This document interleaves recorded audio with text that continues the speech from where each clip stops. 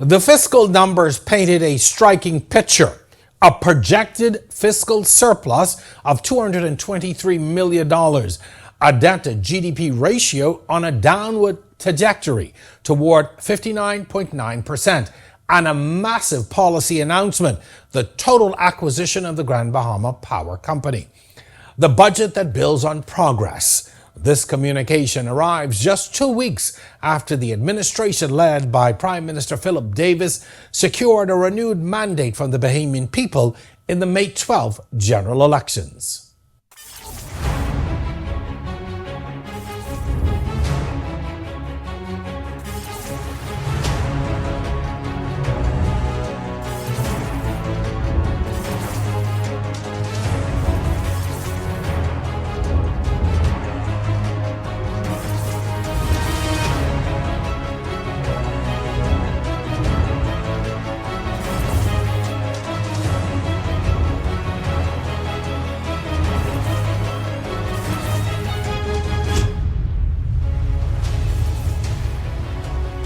On Wednesday, May 27th, Minister of Finance Michael Halkitis stood before the Honourable House of Assembly to present the fiscal year 2026-2027 budget communication.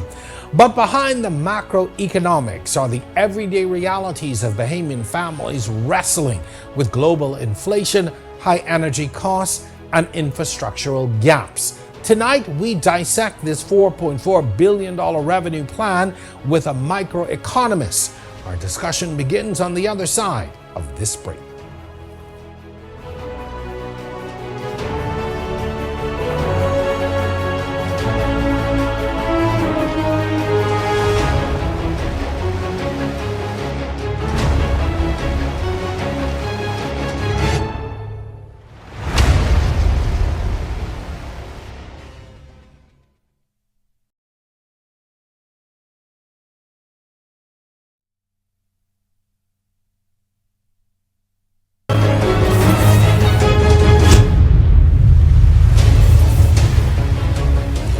Welcome to On the Record. Our topic tonight, driving progress inside the 2026-2027 budget. My guest is macroeconomic Therese Turner-Jones, macroeconomist, that is, Therese Turner-Jones, CEO of Maxwell Limited, economic and strategy consultancy, whose extensive background spans senior roles at the IMF, IDB, and CDB. Welcome back to the show. Thank you, Jerome. We had an opportunity to talk months ago, and I always said, I've got to get her back on, and this is the perfect opportunity. On Wednesday, it was an important day for the Davis administration. The budget presentation helps us to understand the government's fiscal priorities. The message from Parliament is that the country remains on track to achieve a surplus. The day started with the Prime Minister entering Parliament with the red briefcase, with the newly minted Finance Minister Michael Halkitis delivering the presentation. Our Joshua Williams was there and breaks down the numbers. Finance Minister Michael Halkitis not only giving the government's financial projections for the upcoming fiscal year, but reaffirming claims that the Davis administration is on track for a surplus for the fiscal year that ends June 30th of this year. Before the presentation got underway, a long-standing tradition continued. Members of the Davis administration walking into Parliament with the red briefcase containing the national budget. And a major focus of this year's presentation, the government's projected surplus. According to Halkitis, he says the numbers backed it up. Figures from July 2025 to March 2026 show government collected $2.5 billion in revenue, equivalent to 65.3% of the full-year budget target, a 3% increase compared to the same period last year. Tax revenue totaled $2.3 billion, with value-added tax receipts reaching $1.1 billion, while gaming taxes generated $30.9 million, among other sources of revenue. This outturn points to a generally stable position in revenue, although performance across individual revenue categories was mixed. That mixed performance refers to decreases in property taxes collected, financial and capital transactions, and international and trade transactions. Now looking at expenditure last year, government spent $2.7 billion of that amount, and $2.4 billion went toward recurrent expenditure, while capital expenditure totaled $271.7 million. Payments on public debt reached $452 million, a 1% increase year over year. This level of expenditure remained broadly consistent with the normal execution of the budget. It also reflects the government's ongoing obligations in relation to public service delivery, debt servicing, and the implementation of programs prioritized throughout the year.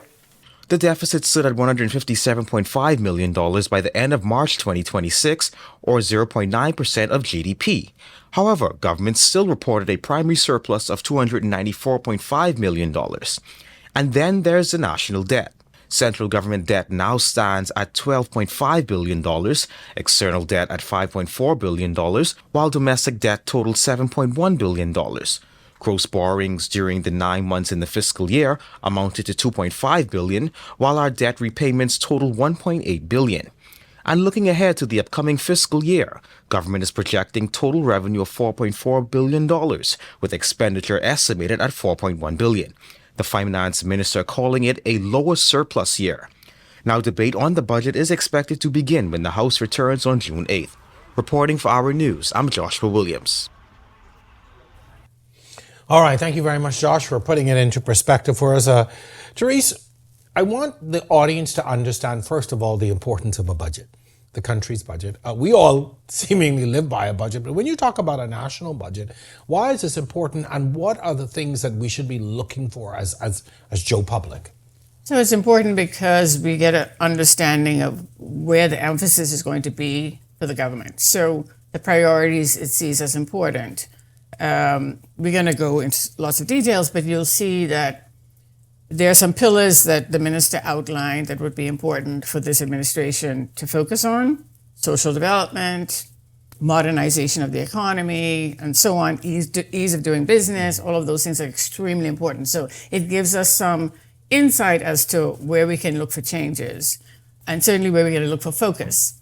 Things I look for, Jerome, would be what's the level of investment spending or capital spending in the budget versus recurrent expenditures, because as he explained in the speech, there's not a lot of leeway on the recurrent budget because the civil service is a certain size, so those salaries have to be paid.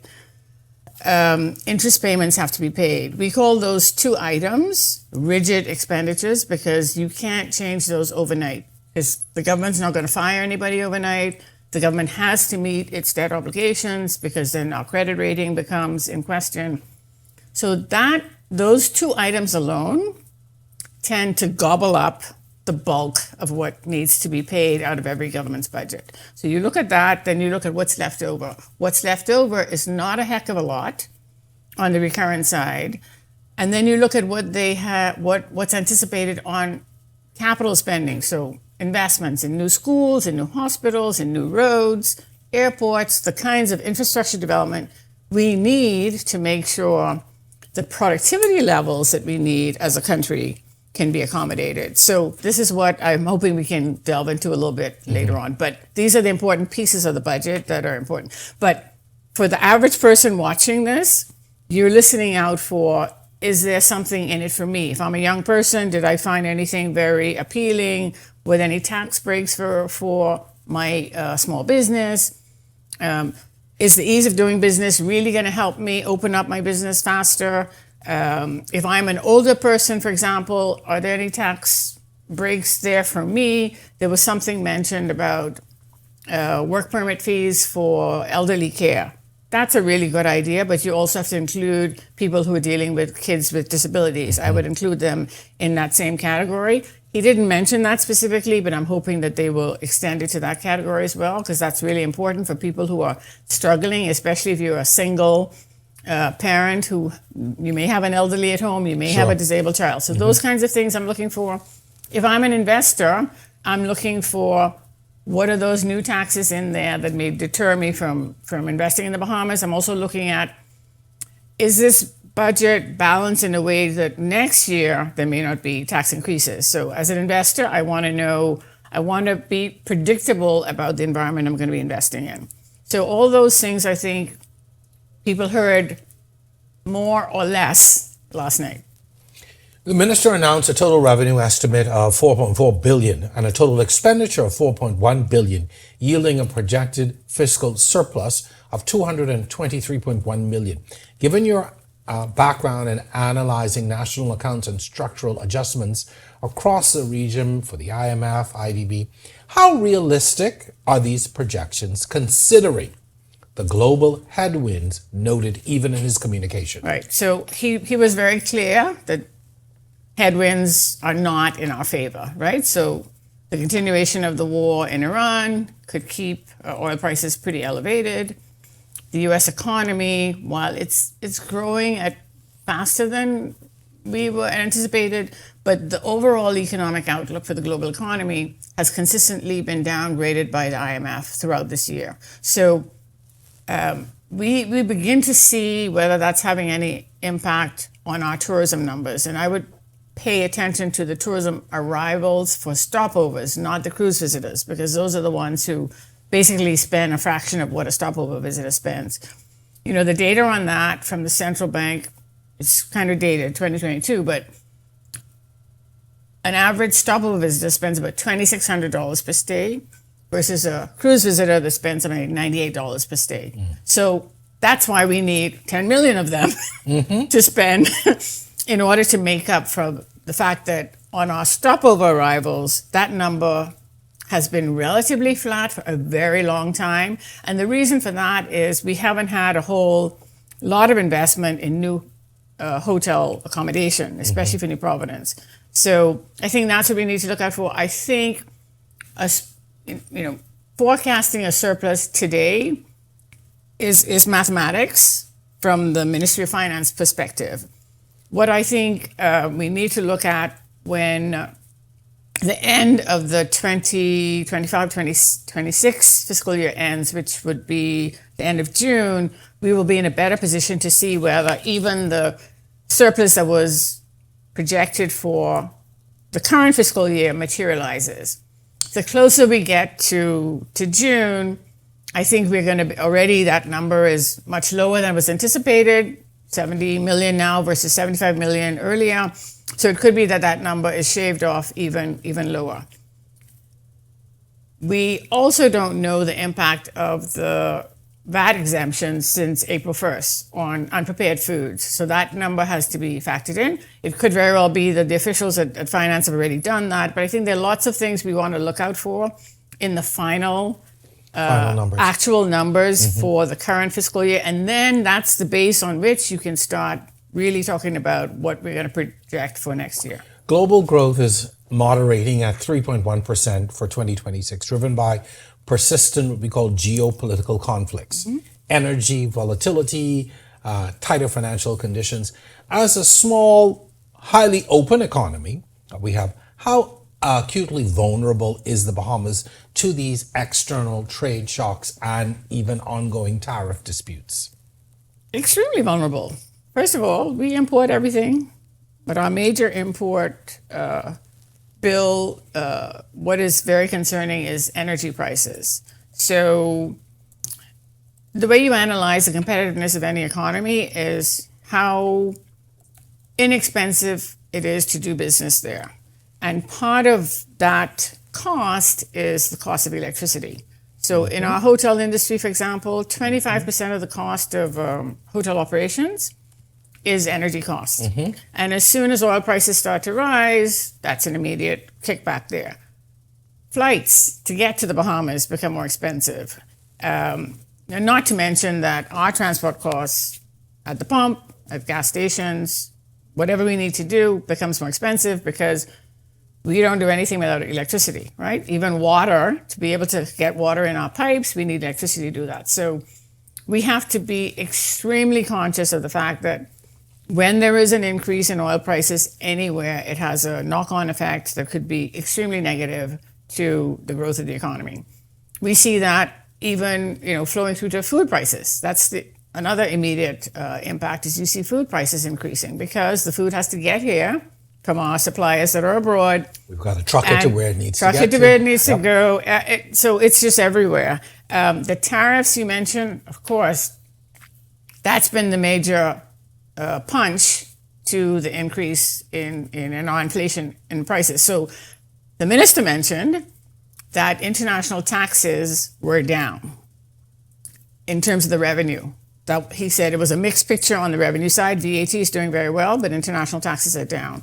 International taxes may be down because people may be importing less, right? Because the more we bring in from abroad, then there are tariffs attached to that, and it goes to the budget. So that could be one indicator. But absent seeing the trade data, so we know exactly whether the imports are down or not, and connect that to the loss in revenue on tariff side. VAT, because VAT is when a Bahamian spends on everything now, whether it's professional services or items in the supermarket or things we buy here, as soon as we spend, there is the collection of the VAT. So it's and this is why it's a very efficient tax, right? And it's robust, and it's one of the taxes that over 180 countries around the world have imposed, because it's easy to collect, it's easy to administer, and we see the benefit of that in our own budget. 43% of the revenue comes from VAT. Looking closer at the revenue side, the minister credited a brand new revenue stream for bracing, I guess, as he called it, this budget. The Domestic Minimum Top-Up the Domestic Minimum Top-Up Tax Act. It targets large multinational corporations to ensure a 15% minimum tax rate that's expected to pull in at least $138 million this June. Is this a sustainable pillar for domestic revenue? So again, I found it kind of confusing in the speech, because he mentioned that initially they could only identify 5 taxpayers that would fall in this category. 138 million is a very small number relative to the over 1 point something or 2 billion, or I forget the number on the VAT. VAT collections in the billions, this is in the millions. So I think it's a good addition, but it's not going to close any considerable gap. Right? That's I the looked at point. that number, I thought 130 million. It's not a big deal. It's not a big deal. Think about what that number of accrued outstanding bills to local suppliers that are not included, right? So I think one of the very interesting developments in the public debate over the last few months has been the fact that the Bahamas still does not do accrual accounting. Now, for anybody in the accounting field, I'm not an accountant, I'm an economist, but as an economist, the IMF has been saying for many years now, the Bahamas needs to move to accrual accounting. The Fiscal Council continues to point this out, and I think I would encourage Bahamians to really pay attention to the reports of the Fiscal Council, just because it's an independent body, and their job is really to inform all of us as to what's happening on the fiscal side. Fiscal Council is saying we need more transparency in our reporting of the data. And I think here is one of those areas where if we had a full view of what the government has contracted, who hasn't been paid, it will give us a better sense of where we're headed, especially in terms of those debt numbers that were quoted. And on the debt numbers, what I would encourage the Ministry of Finance to do is to be clear. Central government debt is just one part of the overall public debt, but we need to talk about the overall public debt to GDP ratio, which is a number much higher than the 50% that the minister started quoting in his speech. And why is that so concerning? I mean, the fact that we, as you said, we don't know, or we're not able to see that, but why is that potentially so concerning? Because it's, in economic terms, it's called contingent liabilities. So if state-owned enterprises, let's pick water and sewerage or BPL, because the government still has ownership in that, or any state-owned enterprise, if they are contracting debt and they are unable on their own balance sheet to cover that debt themselves, let's say water and sewerage, and I'm just being very theoretical here, I'm not quoting any direct numbers, but if water and sewerage would decide to go out and borrow $100 million to put in new pipes, their budget may not be able to accommodate it, but they may get a guarantee from the government, from the central government, to do that. That's typical. All governments do that. It's not a big deal. It's not anything nefarious. It's just what happens. But in the event that that happens, that $100 million has to be considered a contingent liability on the part of the central government. What we're seeing when we're only quoting central government debt, it's just revenues coming into the central government's budget, not including water and sewage or all those other public sector enterprises out there, airport authority, hospital authority, all those things. All those debts need to be accounted for somewhere in the budget. So that's where, when we put them together and aggregate it, then we come up with the overall public debt levels. It's important to know what that number is, because the rule of thumb for a country of this size is our overall public debt should not exceed 60% of GDP. When we include all of those other enterprises, we're over 70% of GDP. Wow. Not knowing what those are, especially coming out of this budget, it means that, saying that the central government budget by 2031 is going to get down to 30.3%, he said, by 2036. That's nice, but what's happening on the other side? We need to always talk about overall public debt levels. Interesting. I want to cross over to Grand Bahama and something that you raised, the acquisition of all outstanding shares of the Grand Bahama Power Company by the government effective May 12th. The minister stated that the GBPC will adopt the Bahamas Power and Light tariff structure, lending to an estimated 30% savings on electricity costs for the typical Grand Bahamian household. What's your immediate reaction? Well, first of all, I don't know where the 37% came from. I was listening to something, I think there was a BPL, there was some engineer from BPL yesterday was being interviewed and trying to explain what happens with our energy prices in this country. So we know that in let's say in Agua, in Agua, Meguana, Family Islands, New Providence consumers are subsidizing the cost of electricity for the entire country. So it's sort of like, I'll use an example of a multilateral development bank like the IDB, where IDB charges the same interest rate to all of its members, whether you're Argentina or whether you are the Bahamas, right? So it doesn't matter the size of the country. The income model is we will try to make it even burden sharing across the whole membership. That's the same sort of concept here, where we are providing energy to every Bahamian throughout the archipelago. Doesn't matter where they are. That cost has to be borne by the consumers, let's say the 200,000 households that we have, and you're going to spread that across all of the consumers.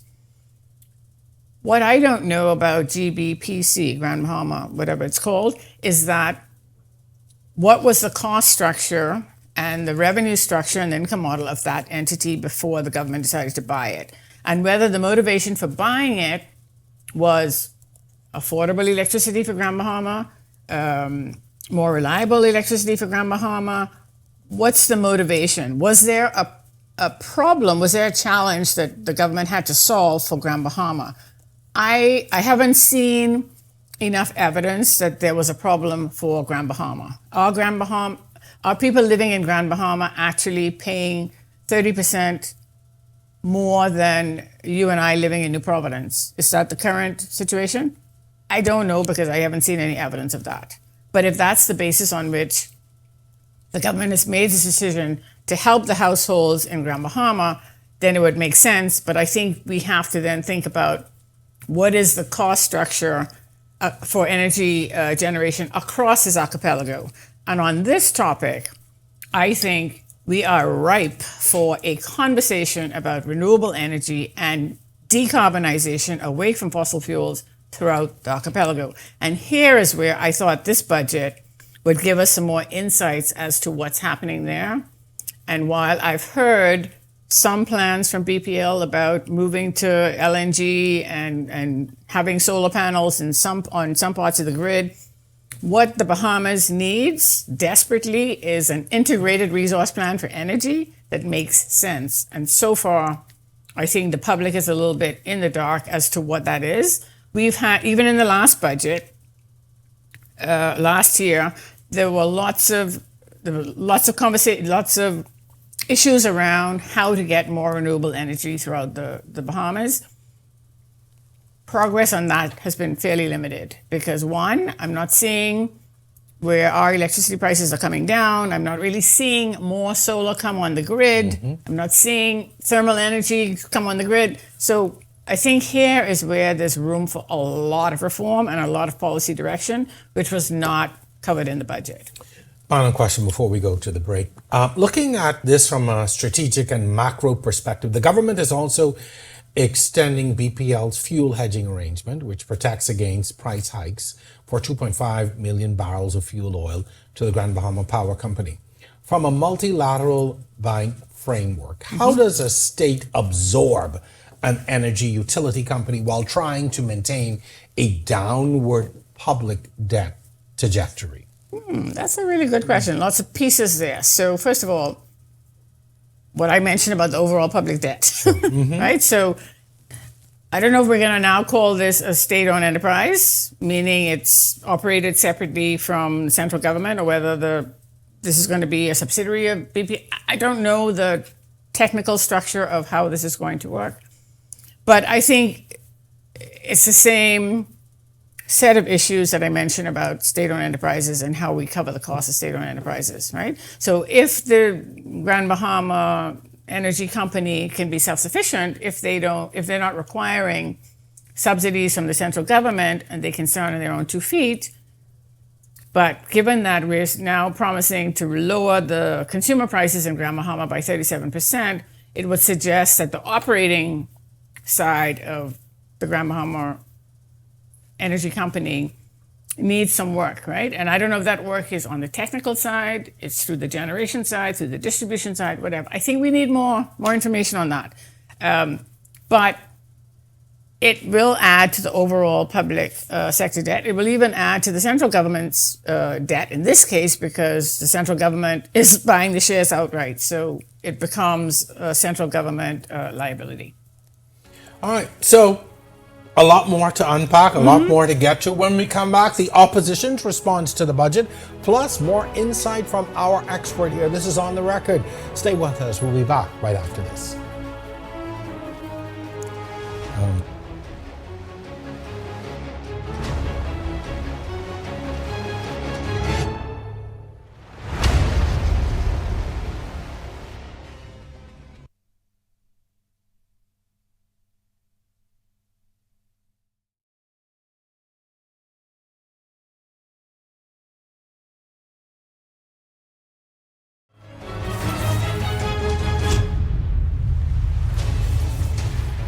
And we are back on the record tonight. Our topic, driving progress inside the 2026-2027 budget. My guest, macro economist Therese Turner-Jones, CEO of Maxwell Gen Limited, economic and strategy consultancy, that's a long name, whose extensive background, as we said earlier, spans senior roles at the IMF, IDB, and CDB. We're going to get back to our questions in just a moment. But first, the opposition also pushing back against the Davis administration's budget communication yesterday, accusing the government of painting an overly rosy picture of the economy. They're also raising concerns over the spending of taxpayer money, government transparency, and whether the budget offers real relief for working Bahamians. Our Delvado Emmanuel has that story. It's more of the same, and in our view, the government has failed, in our view, to provide meaningful proposals that we believe would transform people's lives. The 2026-2027 budget communication was delivered by Minister of Finance Michael Halkitis, who spent more than 2 hours outlining the government's economic performance and plans for the years ahead. Among the initiatives announced, healthcare expansion, family island clinic upgrades, pension reform, property tax adjustments, and new incentives aimed at making home ownership more affordable.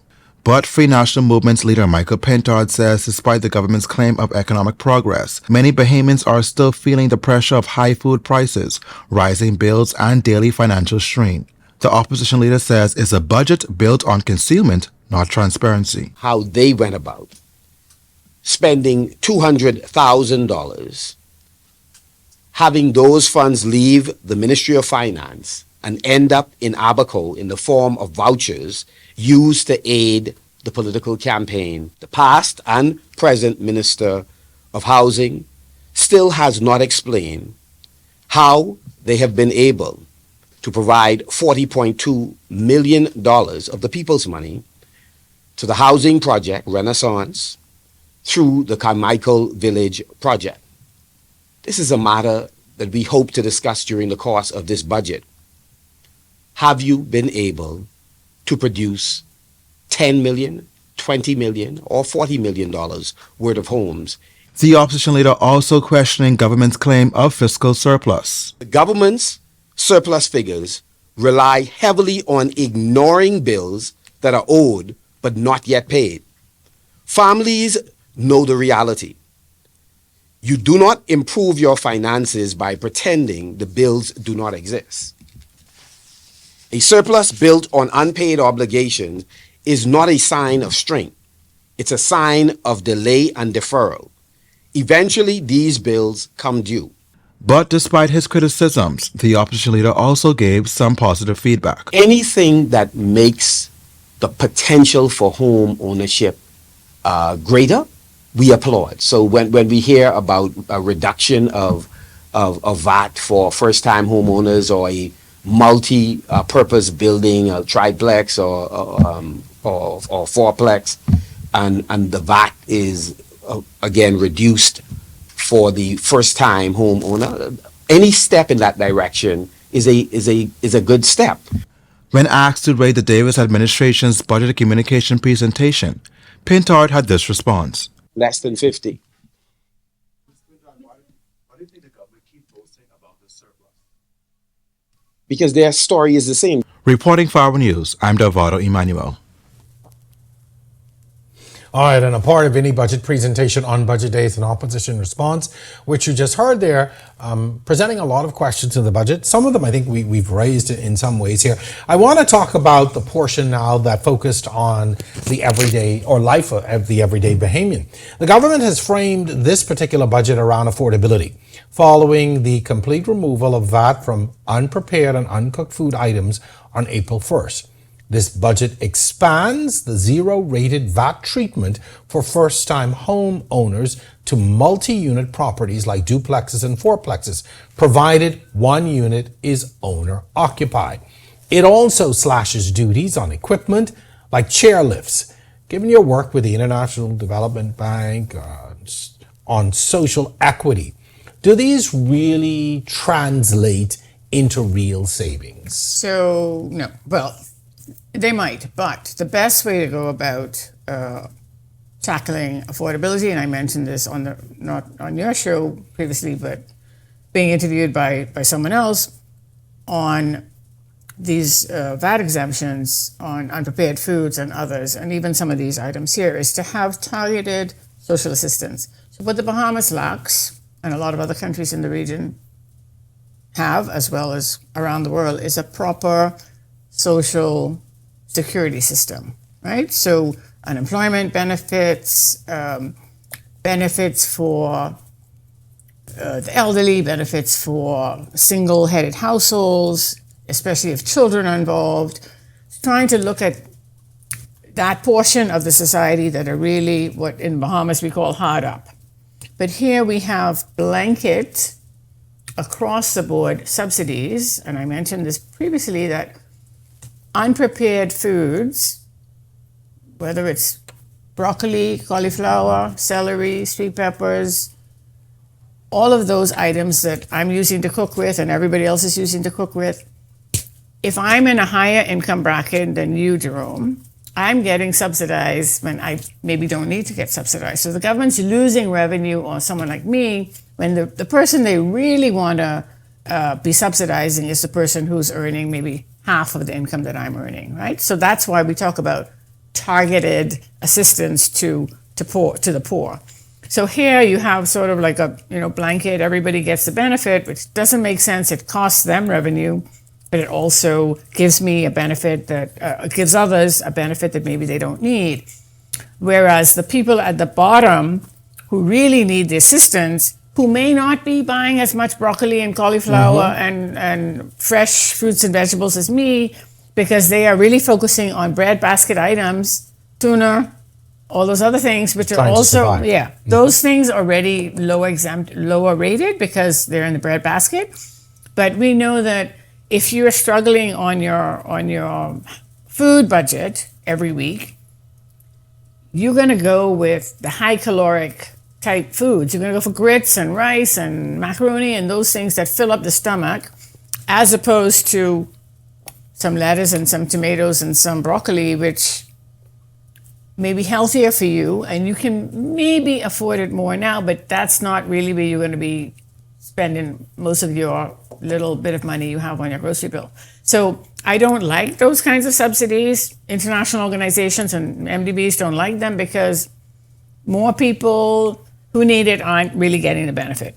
So that's what I would say on that. On these other items, I found it pretty esoteric to be reducing a tariff on a chairlift. Like, I don't know how many of our elderly are living in two-story homes, and maybe they have done the research to say that Bahamians need chairlifts in their homes, but I find that one a bit odd.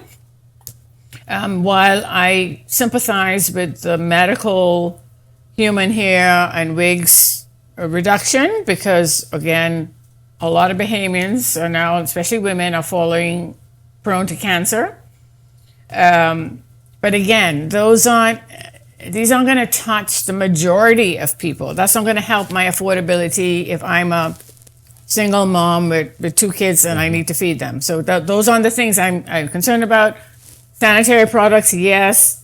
I didn't get the one about household plastics and serviettes. I didn't know what that meant because we're supposed to be actually reducing our single-use plastic use. So why would we From an environmental perspective, from an environmental perspective, that doesn't hold for me. Non-motorized bicycles.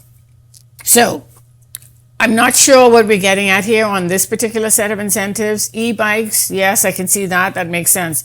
What I would say on public transportation is we need more public transportation, not less. If we're going to go e-bikes, we need to think about safety. We need to think about bike lanes, which we don't have in this country. We know what it's like trying to share the road with just the motorcyclists, let alone bicycles. It's dangerous enough in a car. A lot of stuff going on here.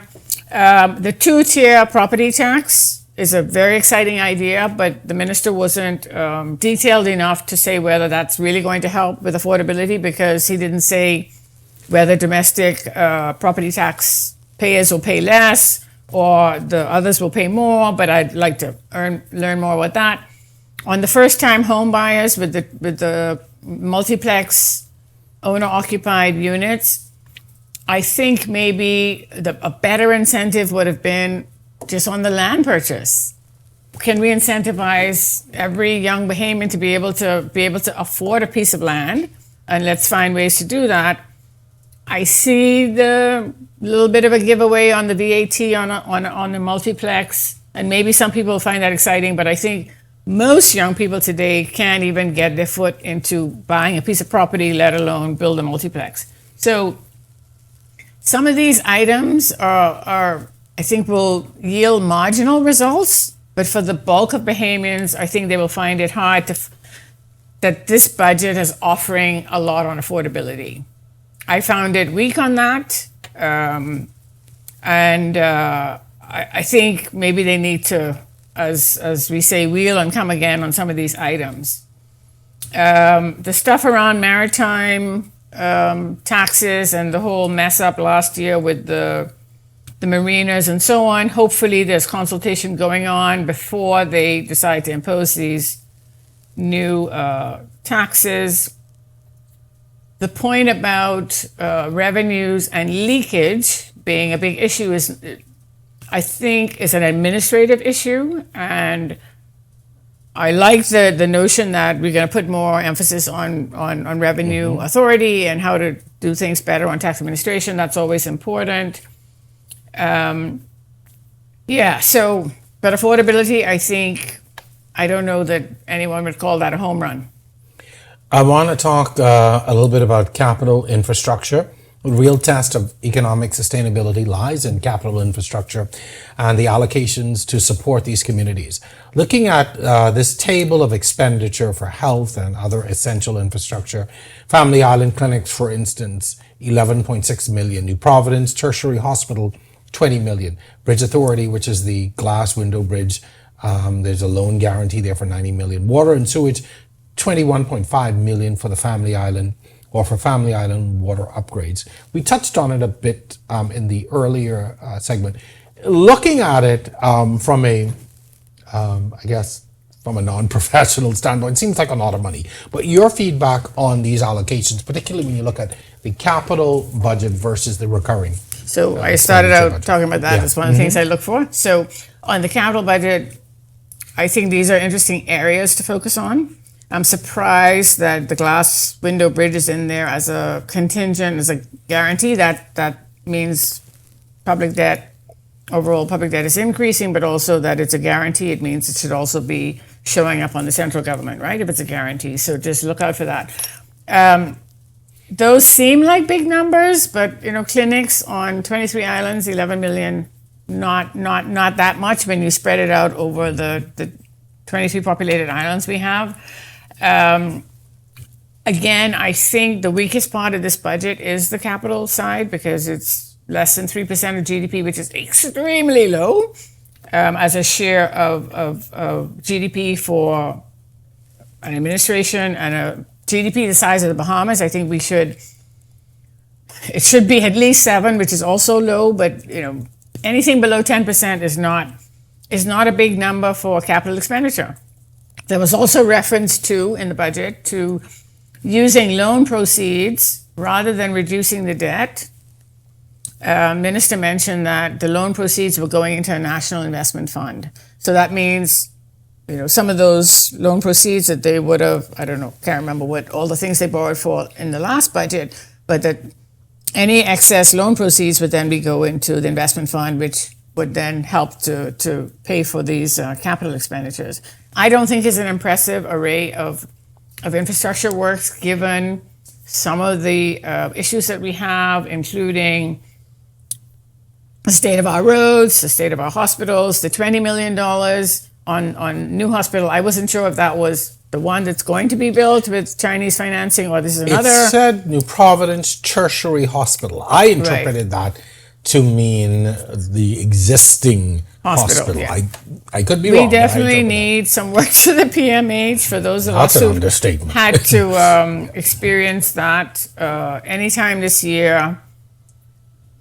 Yeah. Is 20 million? It's a small number. Okay. It's a very small number for not just the footprint of the PMH, but also the kinds of work that needs to be done. Remember, the PMH currently doesn't even have a functioning kitchen, right? So that number seems maybe just to outfit the kitchen. I don't know, but I think for anybody, given the kinds of health issues we have, all of these non-communicable diseases, from diabetes to cardiovascular, cancers, all these things.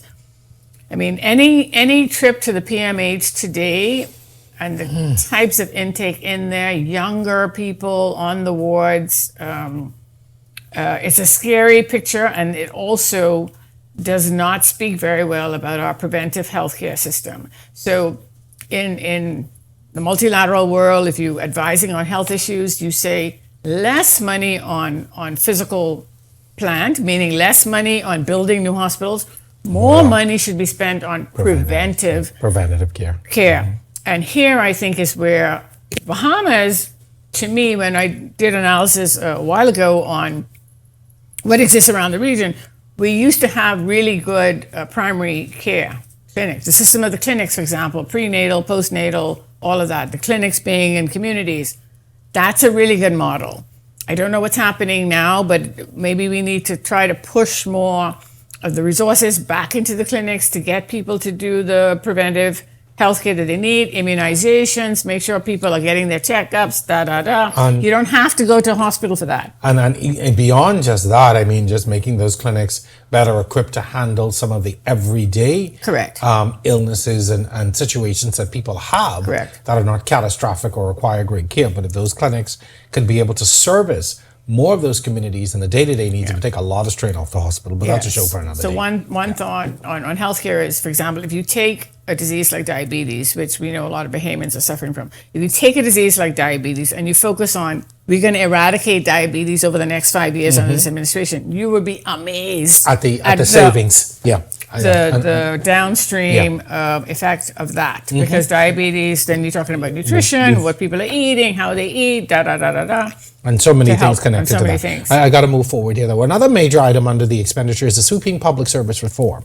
Government is tabling a white paper for a contributing public sector pension scheme.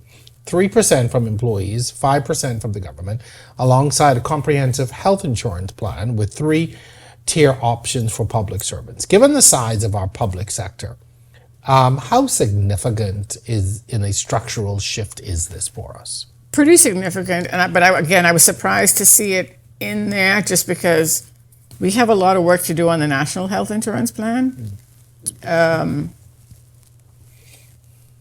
The fact that public servants don't have health insurance, I mean, my mother is a retired nurse, and through the public sector union organization, she has a health plan through that, and I think a lot of public servants use They use the union plans. that union plan as a safety net, and it's been very effective. Obviously, something needs to be done, but it has to be costed properly. Introducing a public health insurance plan for public sector workers at this moment in our history requires a lot of details and work that was not shared. And I think public sector workers would welcome that because obviously when they get sick, if they're not part of the union plan, then they're in trouble. And maybe that would then have more people included in the health insurance net. But I think we have to look at our national health insurance policies versus what this plan is going to be introducing. On the pension side, we're in trouble because our demographic shift is happening very fast. More people are retiring, more people are living longer, and national insurance is not it for covering some of those costs later on in life. Not. And so I think it's a really good idea, and I applaud them for having this idea. But devil's in the details, and it needs to be costed. And I think public sector workers would welcome that because I'm sure. Nobody, if you can be putting something aside for later, that's always better than just consuming all of your salary. And again, a lot of the pensions are done through the unions and the union schemes. Let's look at the heavy emphasis on digital transformation and one of my favorite topics. and national security in the expenditure lines. We're seeing funding for an Artificial Intelligence Governance Act, an Oracle data center, biometric identity border systems, and the procurement of 40 new fire trucks split between the fire department and the airport authority. From a development perspective, how crucial is this technological backbone? Okay, so our technological backbone, I think, is really weak, especially when it comes to public service delivery, right? So in some countries, there's so much you can do online with the government agency that you don't have to walk into a building to do it and deal with a human being. So I'm all for that. The data center piece is a bit, raise some eyebrows just because we know data centers are extremely high energy dependent. And certainly, if Oracle or AWS was going to introduce those data centers into the Bahamas, I'm sure we're going to ask them to provide their own electricity and water because these two are the key ingredients for running a data center today. Artificial intelligence runs on a lot of water, a lot of electricity, and space. And if we can find creative ways to generate energy, and I've talked about this in other spaces, we haven't touched our ocean, and there's a technical term for what the ocean thermal technology, but there's a way to generate energy from the surface temperatures of the ocean that could help do that much cheaper than our current model of fossil fuel usage. Then it might make sense. But I would caution the government, and there are smart people there in the Ministry of Finance, and I'm sure they're looking at this, but we have to be very careful when we start introducing data centers into our already constrained electricity space. Bahamians, we really don't, especially this time of year, nobody loves when the lights go out. So I think putting more strain on that infrastructure that we have now is going to be a challenge. And I am hoping that the people at BPL and those in the Ministry of Energy will think about this really seriously, because I don't think anybody anywhere in this archipelago wants to give up their water or their electricity for Ellison or Bezos at this moment. Final question. We're just about out of time. Thoughts on the international credit rating impact? The minister highlighted that the S&P upgraded us to, I think it's BB negative last summer, and Moody's recently upgraded our profile in April, pointing to our strong track record of fiscal consolidation. From a macro perspective, does this budget keep us on path to investment upgrades? It should, but I want to remind Bahamians of where we're coming from. We used to be AAA rated. We used to be investment grade rated. So the fact that we're not a AAA rated country anymore means that we pay more when we borrow from our capital markets or anywhere. And that doesn't just affect the government, that affects every borrower in the country. So the fact that we are being upgraded is a good thing, it's a positive, but that's not so unusual given that we're coming off a very, very, very difficult economic period after COVID. So after COVID, most countries either had a downgrade, well, most countries of our size in this region had a downgrade, or they stayed the same. The Bahamas has been fortunate. We're a small country, so it doesn't take a big investment to generate more employment or to generate more income. You know, one new hotel and oops, you got 800 more people working. But what I think we need to be seriously thinking about and having a public consultation around is our revenue base. It's not really sufficient. It's overly now dependent on still tariffs and indirect tax of VAT. And I know nobody likes to hear this, but at some point, we're going to have to think about income tax. And yes, we're starting with the minimum top up. And the reason why we're doing that, by the way, is to be in compliance with some international global rules around taxation. So it's not that we thought this was a good idea. This is something we had to do just to be compliant with international standards on taxation. So, but that's a conversation Bahamians have to start. We went into VAT kicking and screaming, but imagine if we didn't have VAT. Where would we be on the budget side, and where would we be on our credit rating? So I just like to invite Bahamians to think about, one, how we earn our revenue, and we need to think about other ways of doing that, but we also need to think about new economic activities. Because Bahamians are smart now. They don't just want to work in a hotel or work in a financial institution. What else can we be doing? Why can't we grow our small, medium enterprises where people are actually inventing and doing things themselves?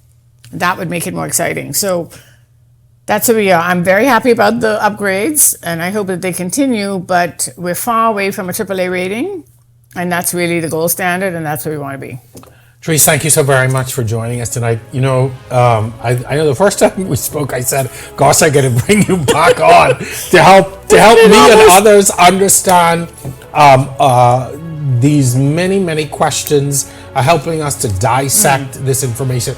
And it's so important because I think so often when you have a presentation like the budget communication, it does not allow you to properly digest, filter, and draw your own conclusions. And tonight you were able to help us in so many ways to understand that. And thank you so very much. Of course, the budget debate will come, which is the government's opportunity really to drill down on all of these numbers and to go into a lot of these programs that they have listed and a lot of these initiatives. And so in the coming weeks, we'll be very much keenly watching that debate to see how these numbers play out. But thank you so much for sharing. No, thank you. And I encourage Bahamians to just stay informed and just to put an org hat on.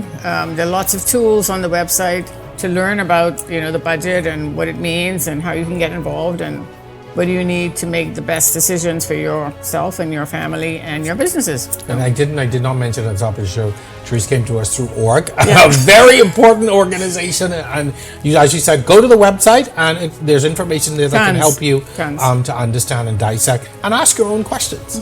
You know, we've just come through an election and people question your MP. You know, they are there to represent you. Thank you so very much. You're welcome. All right, Thank you so we much. hope that you've enjoyed our show tonight. Thank you to my guest, Therese Turner-Jones, for breaking down the information within the budget communication. As the debate moves to the House of Assembly for the second reading, the numbers point to a turning point for the Bahamian economy. The road ahead remains tied to global volatility, but with an aggressive push toward energy independence, structural tax overhauls, and historic capital investments, the administration is betting heavily on its mandate to build on progress. Once again, I'm your host, Jerome Sawyer. Thanks for watching. We'll see you next time right here on The Record.